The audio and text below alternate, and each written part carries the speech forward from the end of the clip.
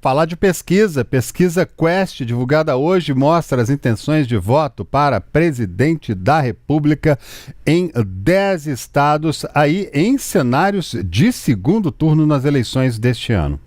Foram testados cenários com Lula do PT contra Flávio Bolsonaro do PL, Romeu Zema do Novo e Ronaldo Caiado do PSD.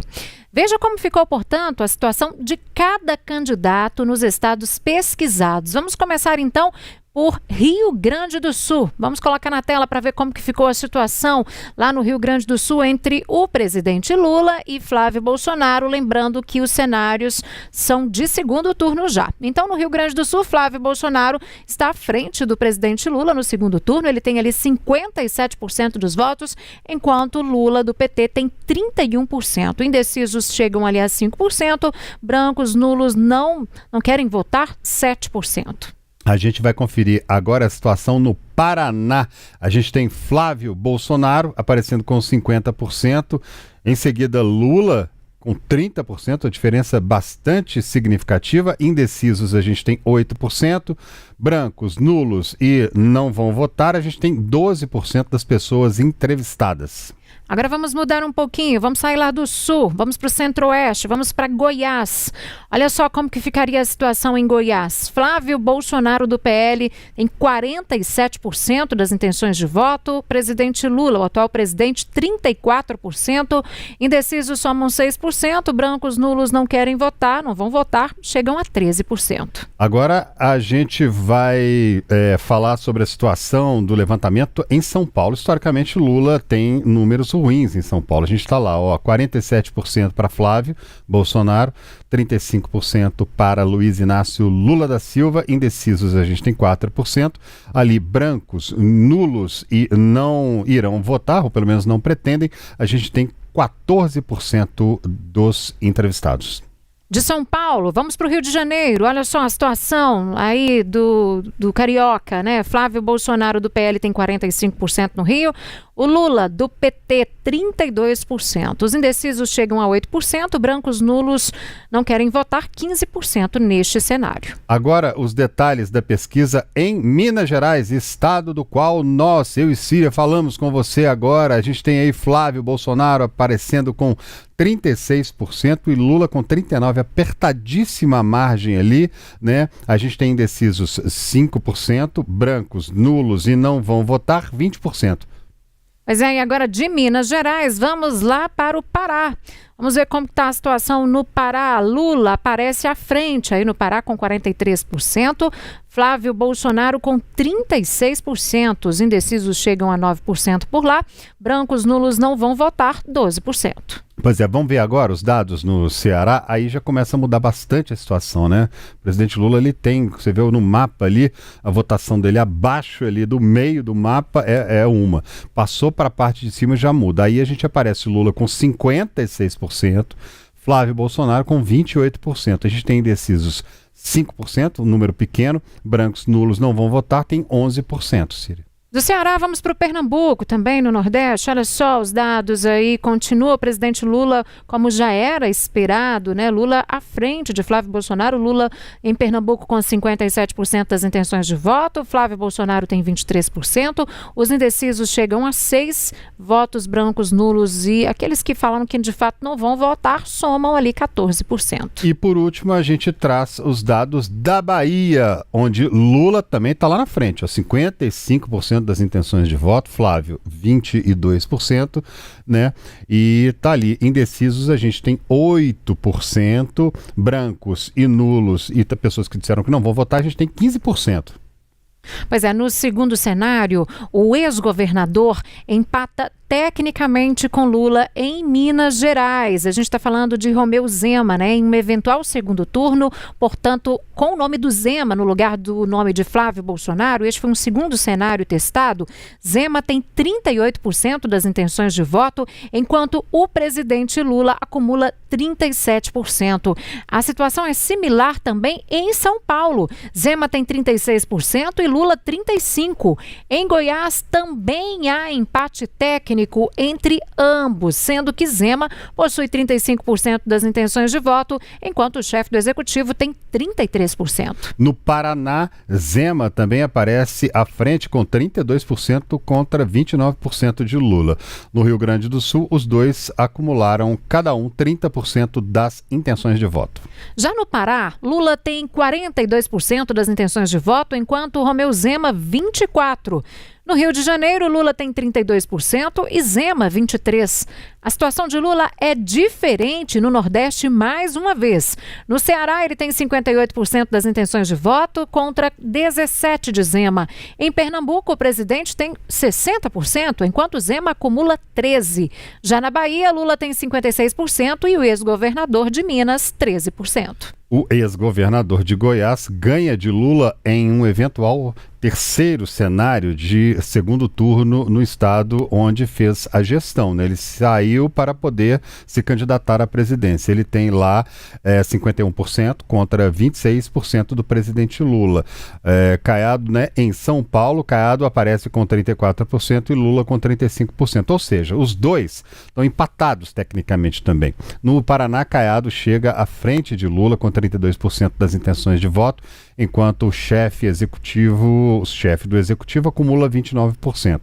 No Rio Grande do Sul, Caiado chega com 29%, Lula 32%. Já em Minas Gerais, Lula tem 38% e Caiado 26%.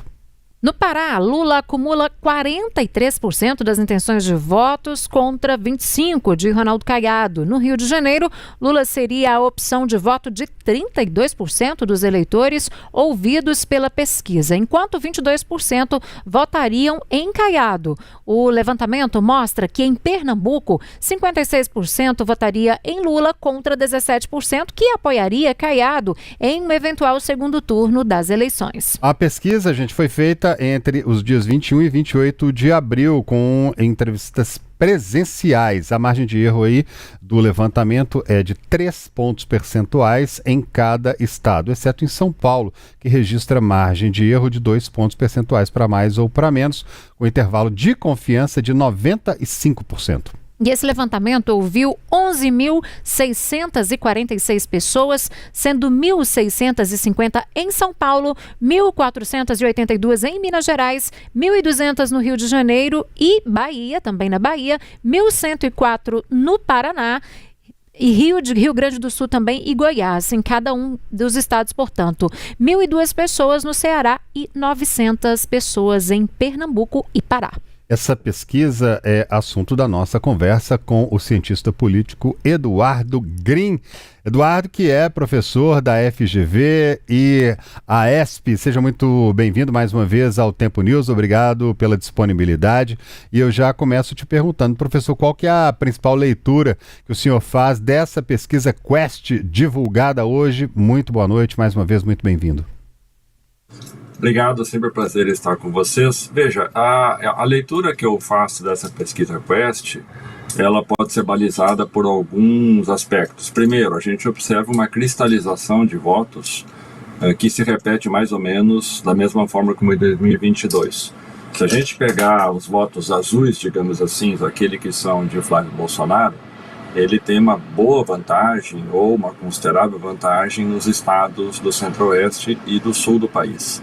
E se nós pegarmos os votos vermelhos, os de Lula, eles se repetem com uma ampla vantagem nos estados do norte e do nordeste, né? E também com uma pequeníssima vantagem, que é um estado limítrofe entre sul, sudeste, o norte e o nordeste, que é de Minas Gerais. Então, o que isso significa? Que a gente vem vendo ao longo dos anos uma divisão de votos no Brasil que não é apenas ideológica, digamos assim, a esquerda e a direita, mas ela também é um voto fracionado regionalmente. E essa pesquisa nos 10 maiores colégios eleitorais, pegando estados que vão desde o Rio Grande do Sul até os estados do Nordeste, ela mostra isso. O segundo aspecto importante é que nós observamos que, se fizermos a média desses 10 maiores colégios eleitorais, o voto segue muito polarizado. E, mais uma vez, diante das várias pesquisas que a gente tem assistido ao longo das últimas semanas e meses, mostram que, ao que tudo indica, nós teremos uma eleição muito disputada entre os dois principais candidatos, o Lula e o Flávio Bolsonaro. Então, me parece que esse é o cenário que eu diria assim, que sai dessa pesquisa. Uma terceira questão importante ao mesmo tempo que nós temos Flávio Bolsonaro despontando com uma boa vantagem no Sul e no Centro-Oeste, o mesmo com Lula no Norte e no Nordeste, são as taxas de rejeições. Elas são inversas. Onde o Flávio Bolsonaro desponta muito bem, a taxa de rejeição de Lula é muito alta, e o mesmo acontece nas regiões onde Lula é bastante vitorioso. Ou seja, nós temos um voto que, ao que parece, ele tem um grau de consolidação razoável há 5 meses das eleições, o que significa dizer que nós possivelmente teremos uma pequena parcela de eleitores chamados independentes, ou eventualmente aquela taxa de eleitores que ainda não se decidiu, que ela varia por estado, ela é maior em alguns e menores em outros, que poderão ser decisivos, eventualmente, para dar a vitória para um dos dois candidatos. Agora, Eduardo, esses resultados dessa pesquisa Quest de hoje, a gente pode dizer que o senador Flávio Bolsonaro, de acordo com esses dados, herdaria integralmente os votos do pai, o Jair Bolsonaro? Eu acho que ele carrega, sim, na verdade não é nem o voto do pai, a família Bolsonaro personifica a extrema-direita no Brasil.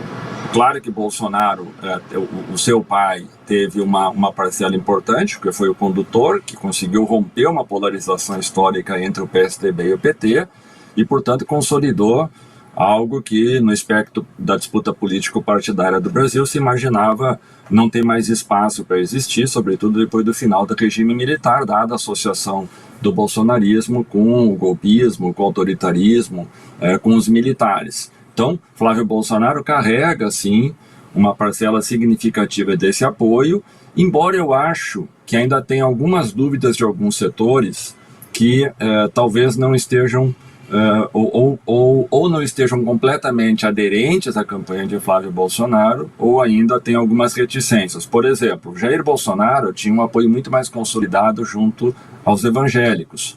Ao que parece, Flávio Bolsonaro ainda não conseguiu consolidar uma mesma relação com esse setor.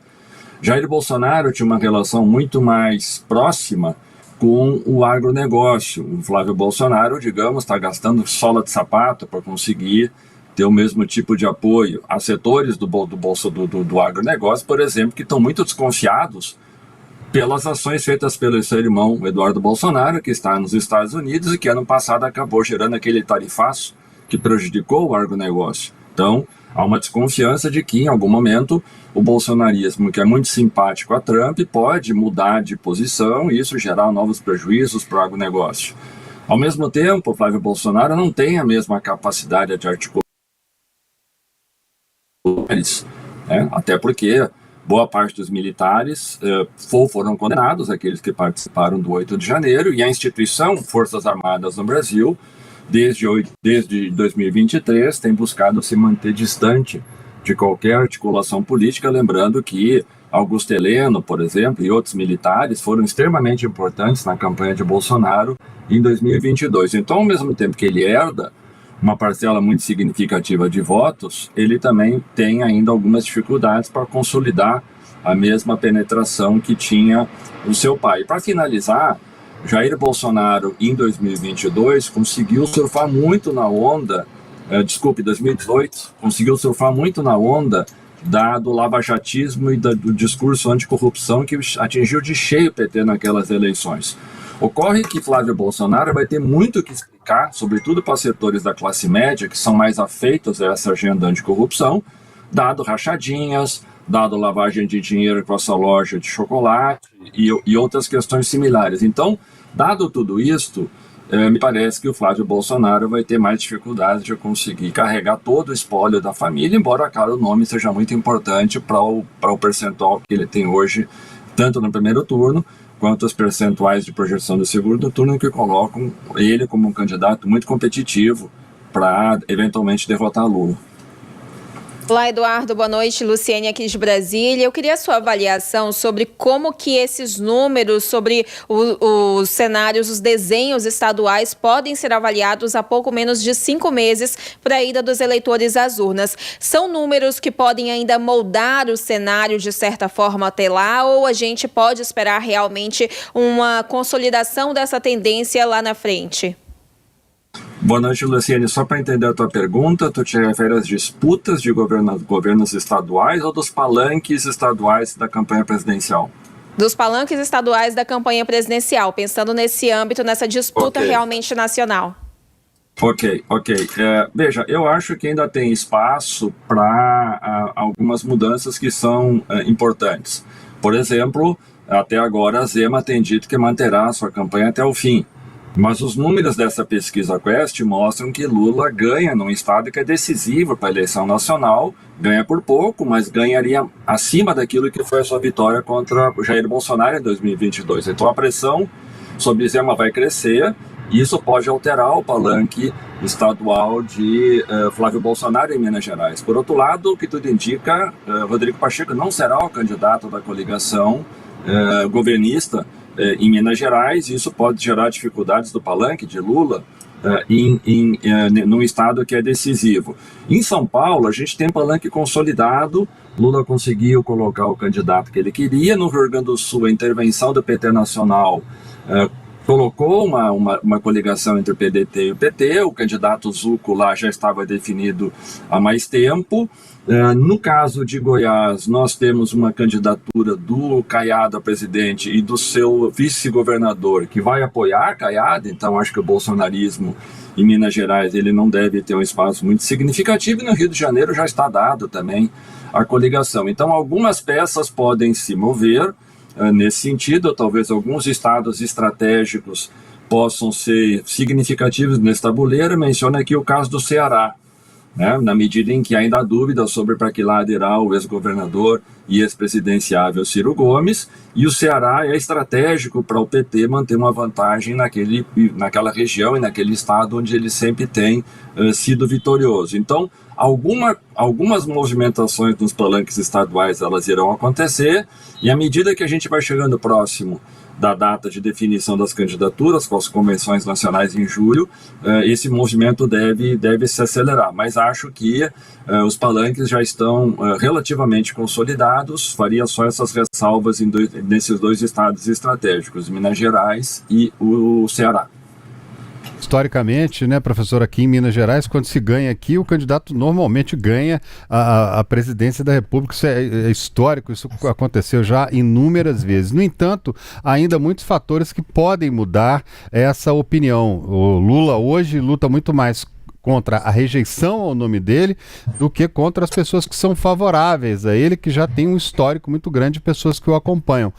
Já Flávio Bolsonaro também luta contra uma rejeição e esse espólio que ele herdou do pai dele. No entanto, a gente tem um momento daqui para frente, que a gente está falando de casos do Banco Master, possíveis delações aí que envolvam nomes talvez da direita, talvez da esquerda, talvez do judiciário. A gente ainda não sabe o que vai vir dessa delação e que podem ser usados, dados que podem ser usados em breve, muito breve, para acirrar os ataques um ao outro, né, professor? Não, isso certamente acontecerá, porque o caso Master, ele conseguiu algo, digamos, que é meio democrático, assim, colocando com muita ironia isso, porque ele conseguiu corromper todo o espectro político partidário da extrema-direita até a esquerda. Então, não há segmento que não esteja envolvido. Porém, é importante destacar que o envolvimento dos apoiadores do Flávio Bolsonaro são muito maiores. Basta lembrar as tentativas de cobertura por meio de emendas constitucionais, alterações legislativas feitas por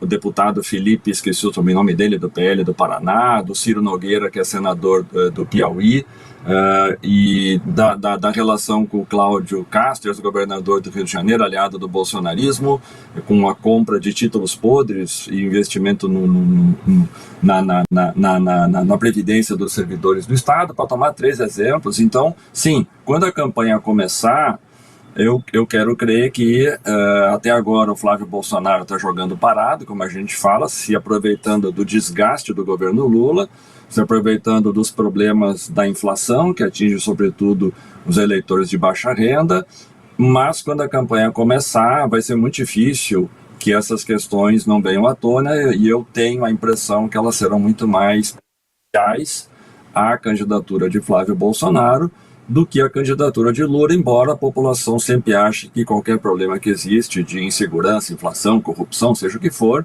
ela é sempre tributada na conta do atual governante. Mas sim, esse vai ser um tema incontornável nessa eleição, e quem ficar com o clichê e o carimbo de ser amigo do Daniel Orcaro, eu acho que nessa eleição já está com o resultado eleitoral decidido, não vai se eleger.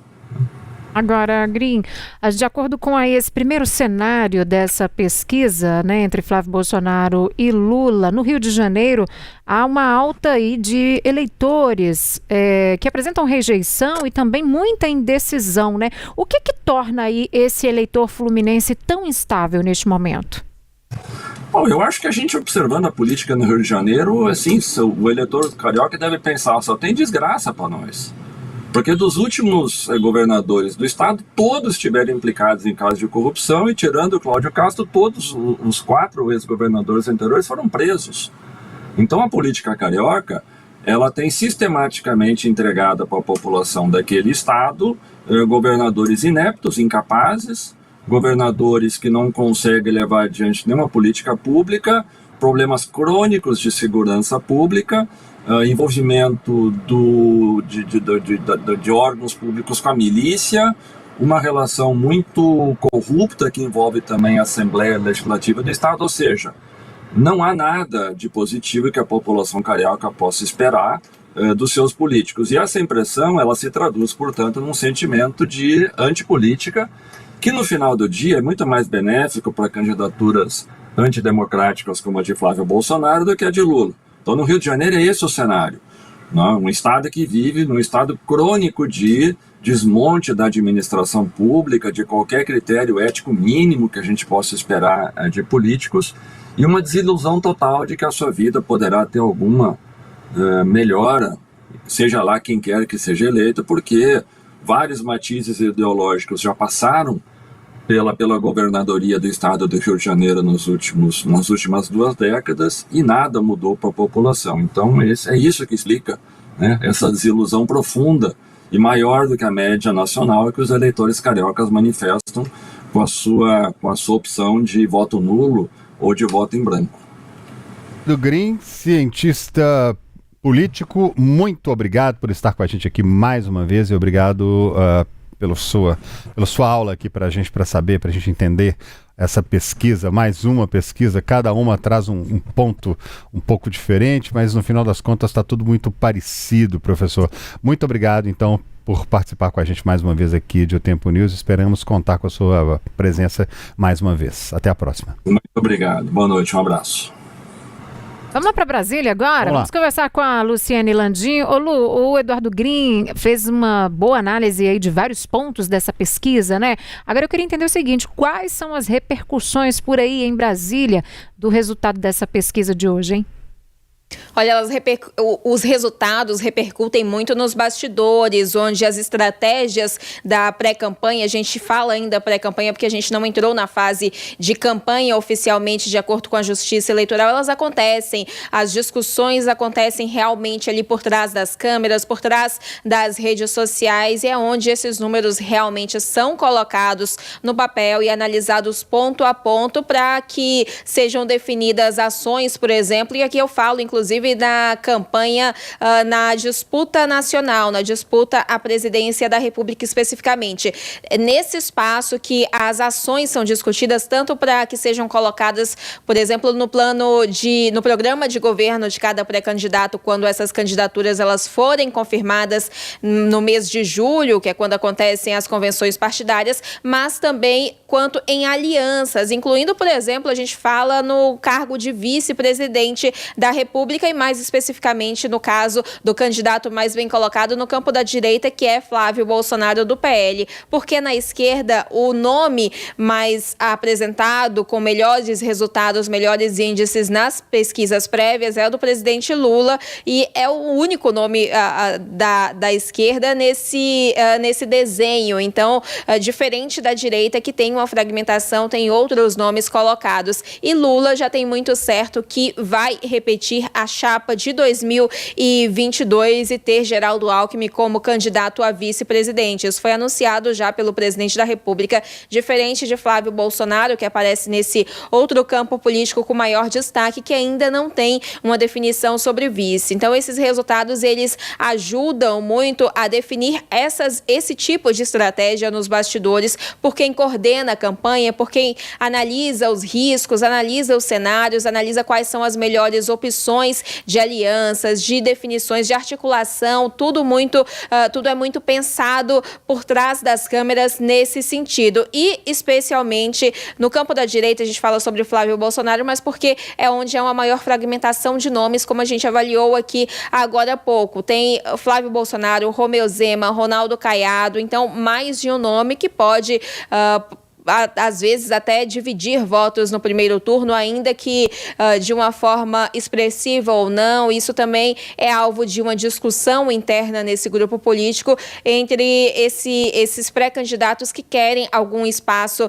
entre os eleitores, mas tudo é usado então para definir essas ações, essas próximas ações que precisam ser muito bem planejadas a menos de 5 meses da ida dos eleitores às urnas para o primeiro turno das eleições.